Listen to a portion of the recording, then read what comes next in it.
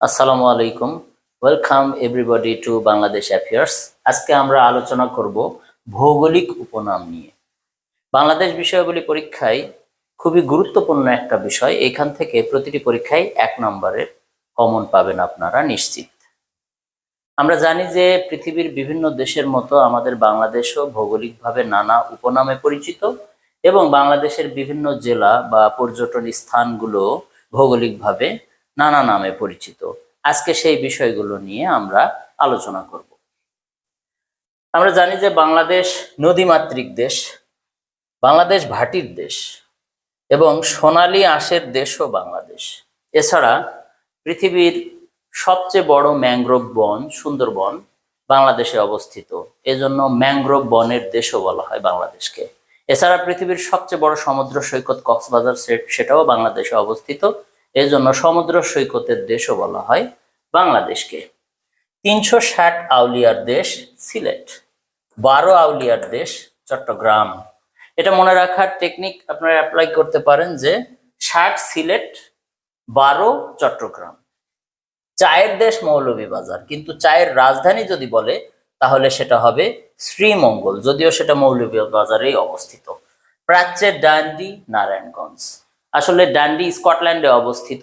পাট শিল্পের জন্য যেহেতু বিখ্যাত ছিল এবং আমাদের নারায়ণগঞ্জে আদমজি জুট মিল ছিল, যেটা 1951 সালে প্রতিষ্ঠিত হয়েছিল, যদিও সেটা 2002 সালে বন্ধ হয়ে যায়, কিন্তু এই পাট শিল্পের জন্য বিখ্যাত এশিয়া মহাদেশের অন্যতম বড় এই পাটকল আদমজি জুট মিলের জন্য নারায়ণগঞ্জকে প্রাচ্যের ডান্ডি বলা হয়। বাংলার শস্য ভাণ্ডার বরিশাল এবং বাংলার ভেনিসও বলা হয় বরিশালকে। এছাড়া বরিশালকে আদর্শ সৃজনশীল নগরী হিসেবেও আখ্যা দেওয়া হয়েছে।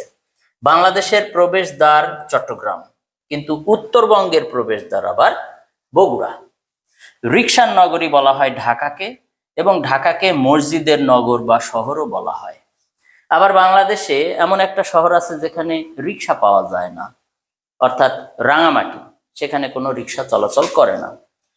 বাংলাদেশের বাণিজ্যিক রাজধানী চট্টগ্রাম, আবার পর্যটন রাজধানী কক্সবাজার। প্রকৃতির বা রূপের রানী বলা হয় খাগড়াছড়িকে, কিন্তু প্রকৃতির কন্যা যদি থাকে তাহলে সেটা হবে জাফলং।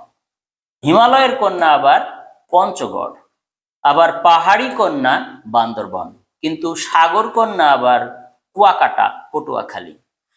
এখান থেকে বিভিন্ন ধরনের প্রশ্ন হতে পারে, যেমন একটা প্রশ্ন এখানে দেওয়া হয়েছে, প্রকৃতির কন্যা বলা হয় কোন স্থানকে? আমরা একটু আগে দেখে আসলাম প্রকৃতির কন্যা বলা হয় জাফলংকে। তো এইখান থেকে প্রতিটা চাকরির পরীক্ষায় একটা না একটা প্রশ্ন হয়। এই ভৌগোলিক উপনাম এই চ্যাপ্টারটা খুবই গুরুত্বপূর্ণ। এ ধরনের আরো বিভিন্ন ভিডিও পেতে আমার পেজটিকে ফলো করুন। ধন্যবাদ সবাইকে। আসসালামু আলাইকুম।